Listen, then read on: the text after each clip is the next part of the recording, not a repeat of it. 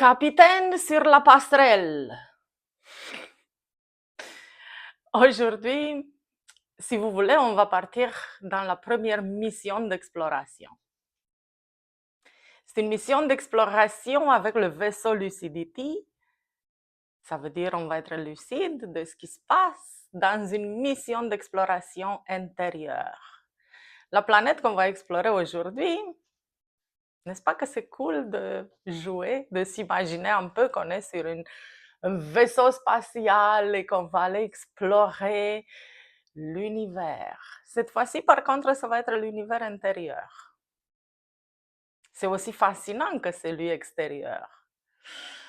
Alors, pour la première mission, on va aller sur la planète Stress. C'est une planète qui est faite seulement de pensées. Il n'y a pas de la matière là-bas, il n'y a rien de ce qu'on connaît. Il y a seulement des pensées. Tout est fait de pensées. La planète elle-même est faite de pensées. Tout ce qui existe sur la planète est fait de pensées. Il n'existe pas autre chose que des pensées là-bas. Alors allons-y explorer. Qu'est-ce que ça peut être? C'est exactement ce que j'ai découvert en jouant le rôle d'Ansera Soltan. Et bon, pas exactement comme ça, mais dans un sens. Parce que au moment où je me suis demandé comment je fonctionne, moi, à l'intérieur de moi, comme je vous avais dit dans la vidéo précédente, c'est que toute la tension, le regard qui se posait toujours en avant sur des choses, se retournait vers soi-même, vers sa source. Ça a été un retournement de regard de avant vers le soi. La première chose que j'ai découvert, c'était des pensées. Une multitude de pensées, comme je dois faire des courses demain, je dois rencontrer telle personne à telle heure. En tout cas, des pensées tout à fait banales, ordinaires. Plusieurs qui me traversaient comme ça. Mais à un moment donné, il y a une pensée qui semble plus importante que les autres, qui attire toute notre attention vers elle. On oublie complètement les autres pensées ordinaires parce que c'est une pensée qui fait peur. Une pensée du genre, si tu fais pas ça, demain tu vas mourir. Vous reconnaissez ce type de pensée qui dit, si tu fais pas une chose aujourd'hui, tu vas subir les conséquences demain. Alors, j'ai vu que toute mon attention est là et je commence à la nourrir avec mon attention. Parce que l'attention, c'est de l'énergie. C'est une énergie dirigée vers quelque chose. Là où on met notre attention, là on envoie notre énergie. Cette pensée commence à être nourrie par mon attention. Je lui donne de la bouffe. Et à ce moment-là, il y a une émotion qui se déclenche. Instantanément, on n'a même pas le temps de voir ce qui nous arrive. Vous voyez, les pensées et les émotions sont liées ensemble. Il n'y a aucune émotion qui peut venir comme ça du ciel bleu de nulle part. On est tranquille dans le salon et bouf, une émotion de nulle part. C'est impossible. C'est toujours connecté à une pensée, à quelque chose qu'on a cru en étant vrai. Si on ressent l'émotion dérangeante, et vous voyez, c'est vraiment intéressant. Si la pensée est positive, l'énergie qu'on ressent à l'intérieur est bonne. On l'aime, on veut la voir. Si la pensée est négative, il y a une émotion déplaisante, une énergie désagréable à l'intérieur de nous. Et les émotions se passent ici, sur le système de chakra. On ne ressent pas les émotions avec les orteils, non? C'est surtout ici. Alors, au moment où vous ressentez une émotion qui dérange, le truc à faire est effectivement de se rendre compte que c'est juste une énergie qui vient et qui veut me traverser et partir. Pourquoi? Parce qu'il n'y a aucune émotion qui vient et qui reste jusqu'à la fin de nos jours. Ça, c'est exclu. Alors, cette émotion va arriver, va se balader par ici et partir. Si on a un petit peu de patience et la regarder par où elle se trouve à chaque instant. Par exemple, ah, check, mon plexus solaire se serre. Ah, c'est fort. Maintenant, elle est dans le cœur fait boum, boum, boum, boum, boum. Maintenant, elle est dans la gorge. Ah, elle est arrivée à la tête. 45 secondes, moins d'une minute, elle nous quitte. À la place, on fait quoi? Pourquoi je ressens ça? C'est horrible. Tous les autres vont me voir. Les autres vont voir que j'ai peur, que j'ai envie de courir, de m'enfuir. C'est horrible. Si on fait ça, on bloque cette énergie. On ne la laisse pas sortir. Et on a ici, dans le cœur, dans le chakra du cœur, on a des émotions enfermées là-dedans peut-être depuis l'enfance et on ne se rend même pas compte. Et à un moment donné, il y a quelqu'un qui nous touche par hasard sur la rue comme ça, puis pouah, idiot, tu veux pas ce que tu veux. On ne se rend même pas compte d'où ça sort. On est comme un presto. Mais si on laisse cette émotion avec la pleine conscience de où elle se trouve, elle va nous quitter. Dans moins d'une minute. Moins d'une minute, on est libre. Ce qui se passe, c'est qu'au moment où le corps ressent cette énergie déplaisante à l'intérieur, il se crispe. Le corps dit, je suis en danger. Je dois me battre ou je dois m'enfuir. Je dois faire quelque chose pour me sauver. Le corps devient hyper tendu. Ici, on peut absolument rien faire. Absolument rien. Parce que le corps n'est pas capable de faire la différence entre la réalité et une pensée. Il n'est pas conçu pour ça, alors essayez même pas. Je vous donne un exemple. Si on s'imagine maintenant qu'on a un citron dans la main et qu'on mord dans le citron. Puis faites attention à ce qui se passe avec vos glandes salivaires. Juste en s'imaginant le citron. Mais il n'y a pas de citron. Le corps n'a aucune idée qu'il n'y a pas de citron. Alors, si on ressent ça, si on ressent qu'on est rentré dans le fight or flight,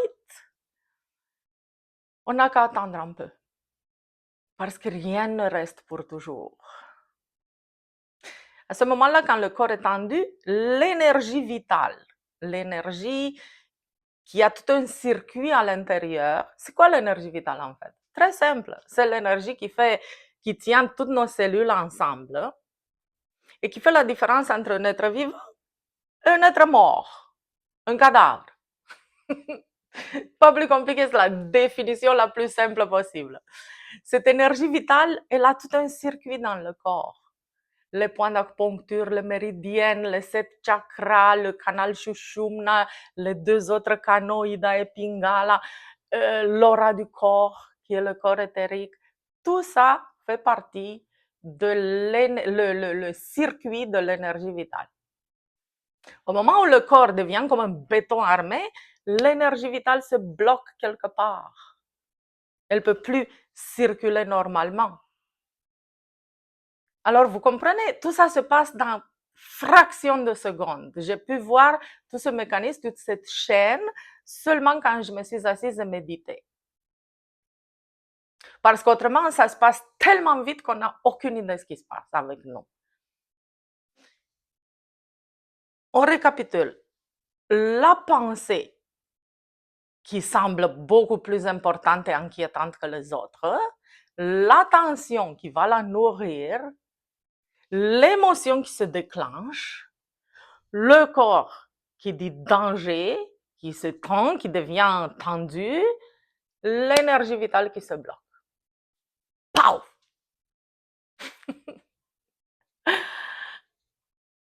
Qu'est-ce qu'on fait quand on ressent ça? Non, pas encore. Pourquoi ça se passe toujours avec moi? Tu vois, lui, il a dit ça, puis elle a dit ça, puis à cause de ça, moi, je souffre maintenant. Pauvre moi. Ça, c'est une deuxième, une troisième, une quatrième, une cinquième pensée sur la première. Et on rentre dans la roue d'hamster. On commence à courir d'une émotion négative à une autre, d'une pensée négative à une autre. Et de ça, on va faire une catastrophe cosmique mondiale.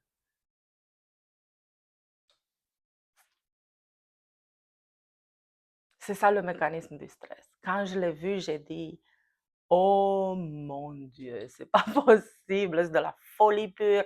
Et on dit que ça, c'est l'état naturel de l'être humain. Mais non, ça, c'est le manque d'attention, le manque de savoir comment ça fonctionne. Au moment où on connaît, on comprend comment ça fonctionne, on peut l'arrêter comme ça.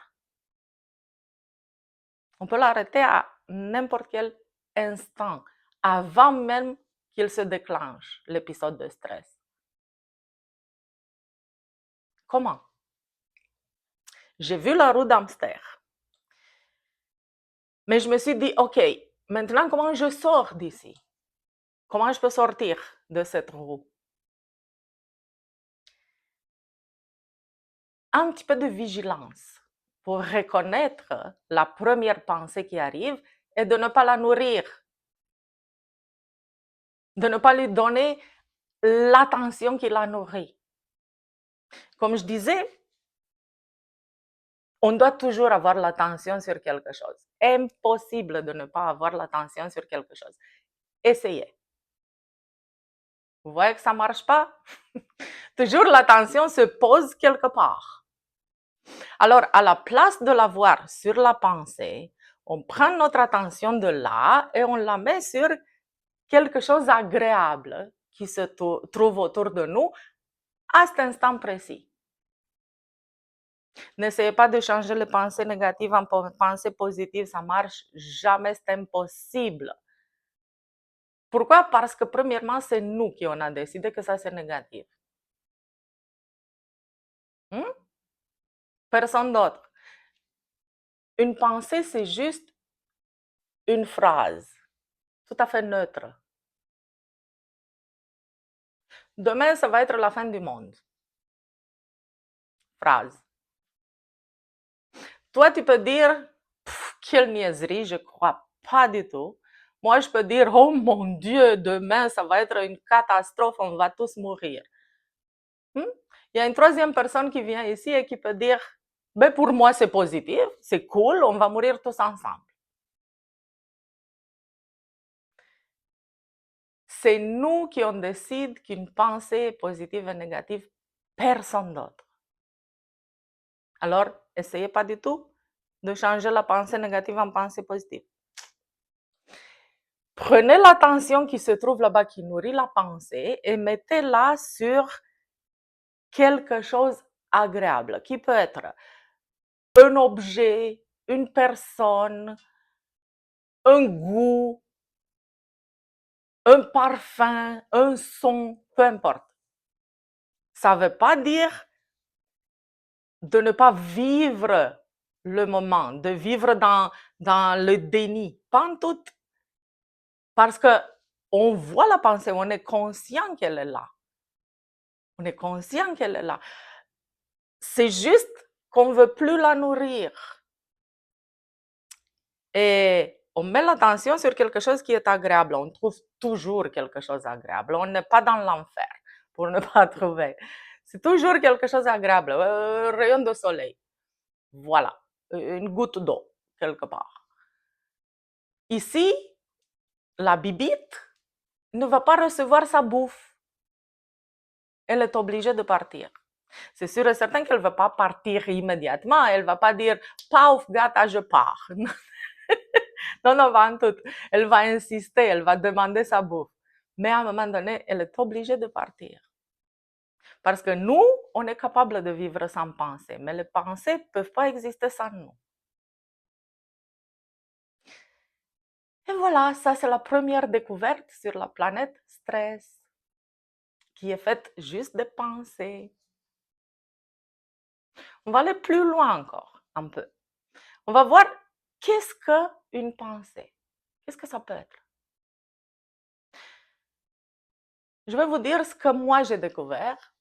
Vous pouvez me dire si vous êtes d'accord ou pas, mais je crois que oui. La première chose que j'ai découvert, c'est que c'est pas moi qui pense. Ça, c'était fou. En regardant comme ça, en voyant les pensées, je me suis rendu compte, attends un peu, mais c'est pas moi qui pense. Mais c'est logique, si c'était moi qui pensais, je penserais seulement à des pensées positives. Papillon, petit nuage blanc, soleil, ciel bleu. Pourquoi des monstres? J'ai pas autre chose à faire? Sérieux? Il y a personne qui penserait de pensées négatives. Alors, une pensée arrive de quelque part, bla bla bla bla bla, parle de niaiserie, et parte. Il n'y a aucune pensée qui arrive et qui reste jusqu'à la fin de nos jours, comme je disais tantôt. Et pour que je la croie, elle doit résonner avec mon système de... Pardon. Elle doit résonner avec mon système de croyance. Qu'est-ce qu'un système de croyance? De la première journée de nos vies, tout le monde a commencé à sauter sur nous pour nous apprendre. Maman, papa, le frère, la sœur, la tante, le voisin, le prof à l'école, jusqu'à l'âge de 4-5 ans, on est bourré d'informations. Et maintenant, pensez à une chose. Imaginez-vous que vous êtes né dans un autre endroit, dans un autre pays que celui où vous êtes né. La même personne, de même deux parents absolument identiques. Si vous êtes né en Chine, en Tibet, en Australie, en Germanie, Allemagne. Ça se dit comme ça dans ma langue, Germania, en Allemagne. Euh, Et vous allez constater que à chaque fois, si on pense qu'on était né dans un autre endroit, on aurait été absolument différent, totalement une autre personne. Ça, c'est le système de croyance. Ce qui est bâti dans notre enfance par la famille, par l'environnement, par tout ce qui nous entoure, forme un système de croyance. Mais comment ça peut être vrai? Quand ça peut changer? N'importe quand? Comment ça? Impossible que ça soit la vérité ultime. Tout ce qui change ne peut pas être la vérité ultime. Parce que ça change. Non? Alors, aucune pensée n'est vraie. Impossible, positive, négative, neutre, comme vous voulez la qualifier, aucune pensée n'est vraie. Quand j'ai vu ça, c'était une deuxième waouh! Pourquoi?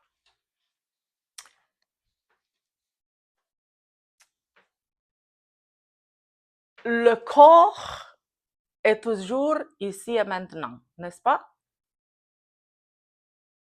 On ne peut pas être demain. Quand on va arriver demain, on ne va pas dire waouh, je suis demain. On n'a jamais dit hier waouh, je suis hier. Non? Jamais.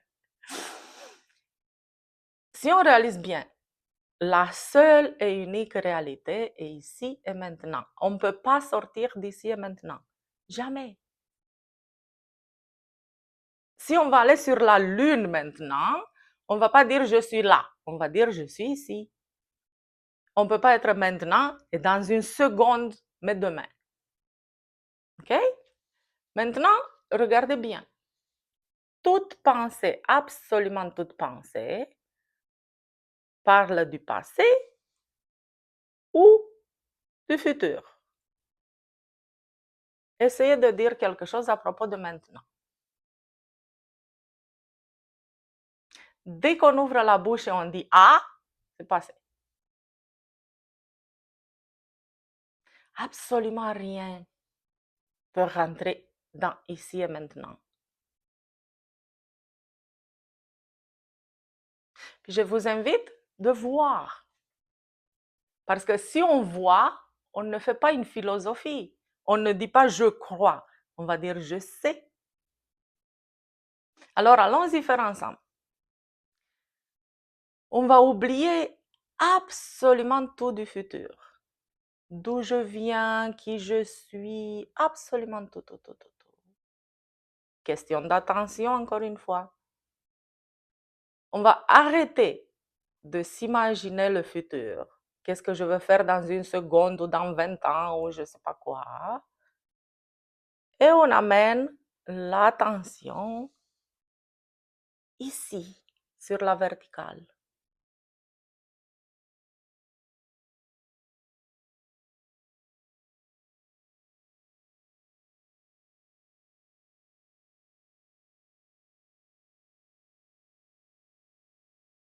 Aucune pensée peut rentrer ici. Parce qu'il nous faut au moins une seconde avant, une seconde après pour que la pensée se forme.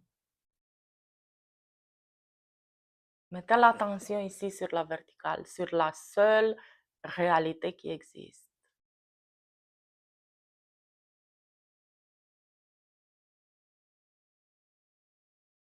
On découvre que même le présent n'existe pas en tant qu'instant. Il n'existe pas l'instant présent. Le présent est la seule réalité, mais regardez bien. Ça ne peut pas être une seconde, une seconde, une seconde, une seconde, une seconde sur cette ligne horizontale. Entre quoi? Entre un passé qui n'existe pas, un futur qui n'existe pas? Ça ne marche pas. Regardez encore, regardez. Le présent est la seule réalité. Mais c'est une ouverture permanente.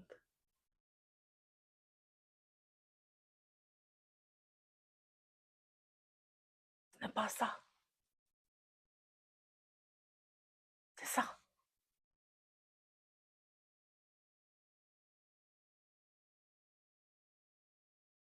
Un silence permanent. Une paix permanente. C'est un espace qui s'ouvre.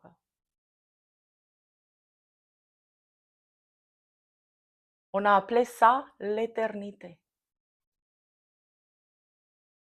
On est déjà dans l'éternité, mais on a oublié. Parce qu'on avait l'attention comme ça.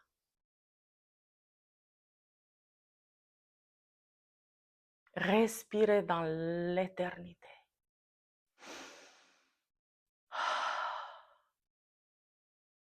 C'est cet espace transparent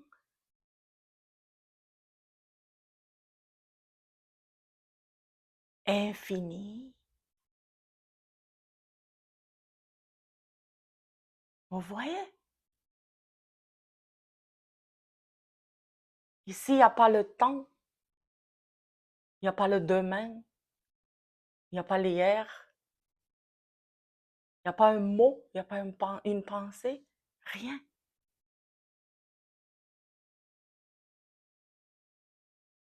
C'est la paix.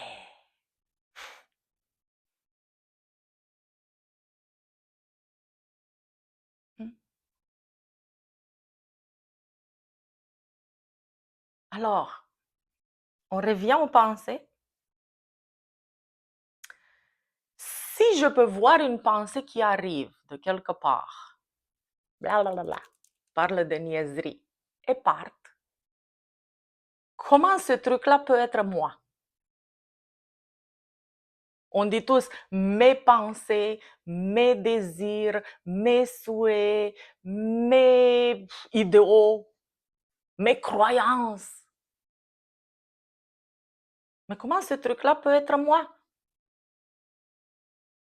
Ce truc-là vient de quelque part, part. Mais pas moi. Si j'étais ça, je venais, je partais. Totalement absurde, n'est-ce pas? Je suis quelque chose qui est ici, qui est stable, qui reste. Et je peux voir la pensée et partir. Et si elle amène une émotion, je peux voir l'émotion qui arrive, par ici, puis parte. Je peux pas être ni les émotions parce que si j'étais les émotions et les pensées, je venais, je partais. Non-stop. Mais c'est quelque chose qui bouge pas. À cause de ça, je peux voir le va et vient. C'est vrai?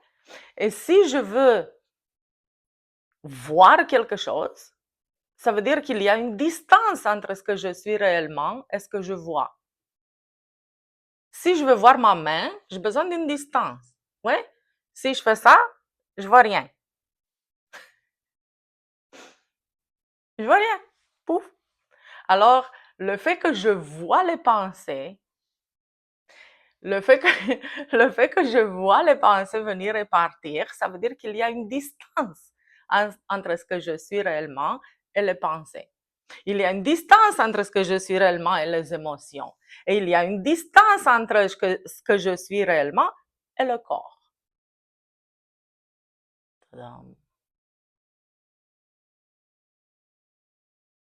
C'est vrai?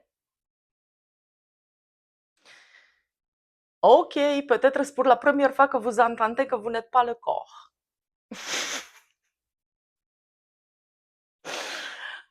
Bon, on va essayer de comprendre ça. J'espère que vous avez compris le truc de si je peux voir une pensée qui vient et qui part, ça ne peut pas être moi, les émotions aussi. Allons-nous explorer pourquoi on ne peut pas être le corps. Si j'étais le corps, comme ils m'ont fait croire, on m'a fait croire. Ouais. Le seul endroit où je peux me voir de la tête aux pieds, c'est dans un miroir. C'est vrai? Autrement, j'ai pas de tête. J'ai pas de tête. Mais dans un miroir, je peux me voir au complet. Bon. Si j'étais le corps, j'aurais dit, OK, ça c'est moi. Parfait. J'ai jamais changé. Je suis depuis toujours comme ça. Mais c'est pas le cas. Je me regarde dans le miroir et je dis, hein, ce truc-là a changé. N'est pas du tout la même chose avec le bébé qui est né il y a des années, ou l'enfant de 5 ans, ou l'enfant de 10 ans, ou l'enfant de 15, 20, blablabla. Aucune ressemblance. Peut-être même d'hier, je ne sais pas, aujourd'hui, j'ai peut-être un bouton au bout de nez que j'avais pas hier. Comment je vois ça? Seulement parce qu'il y a une distance entre ce que je suis réellement et le corps. Si j'étais le corps, il n'y avait pas de distance. Quelle distance? Entre moi et moi? J'étais là. Il n'y avait pas de distance. Et j'aurais dit, aucune idée, je suis née comme ça.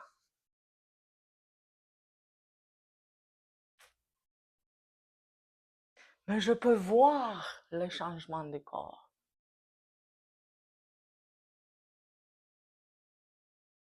Alors, on ne peut pas être les pensées, on ne peut pas être les émotions, on ne peut pas être le corps. On est qui? Ça ne nous reste pas grand-chose, hein?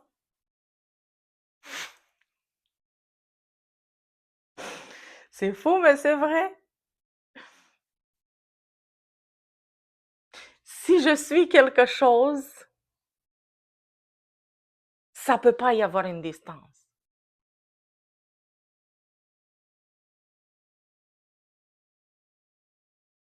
Je suis.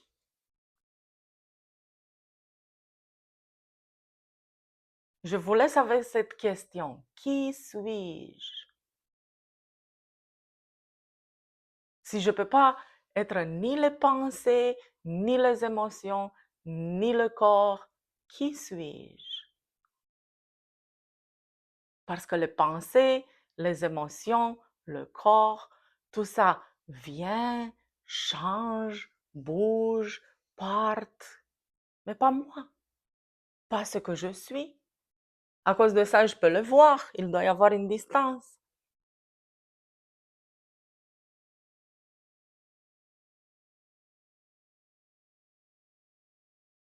C'est la plus grande question qu'un être humain peut se poser une fois dans sa vie. Qui suis-je?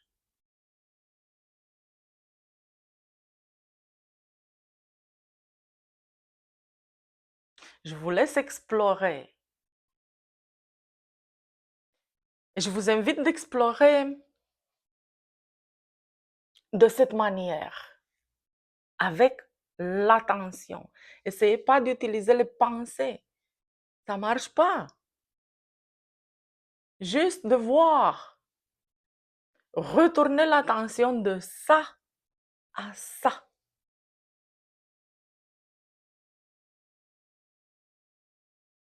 Et de ce côté ici, qu'est-ce qu'on découvre?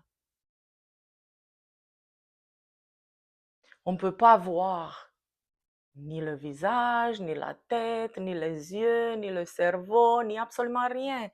On voit directement cet espace infini.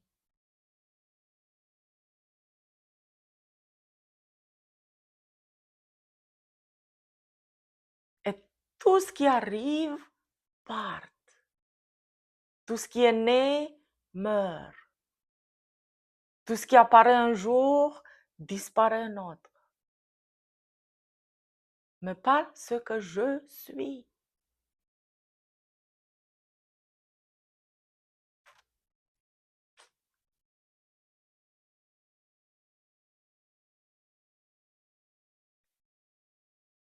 Dans la vidéo suivante, on va faire une méditation. Une méditation étape par étape dans laquelle vous découvrirez que vous êtes vraiment le boss de l'attention, que c'est en fait le seul pouvoir qu'on a vraiment, l'attention. Je ne peux pas changer le monde, je ne peux pas changer les gens, je peux absolument rien faire. Le seul pouvoir que j'ai à chaque instant, c'est où je mets mon attention. Je suis le boss de mon attention. Alors, dans la méditation, on va découvrir qu'on est vraiment le boss de notre attention et peu à peu, étape par étape, je vais vous amener jusqu'au point où on découvre la réponse à la question qui suis-je? En dehors des pensées, en dehors des émotions, en dehors du corps. Qui est ce moi qu'on parle des dizaines, des centaines de fois par jour? Quand on dit moi je crois, moi je pense, moi je ressens. Puis c'est pas compliqué du tout, du tout, du tout. C'est beaucoup plus simple que simple. Mais on va aller ensemble dans cette méditation. D'accord? À la prochaine.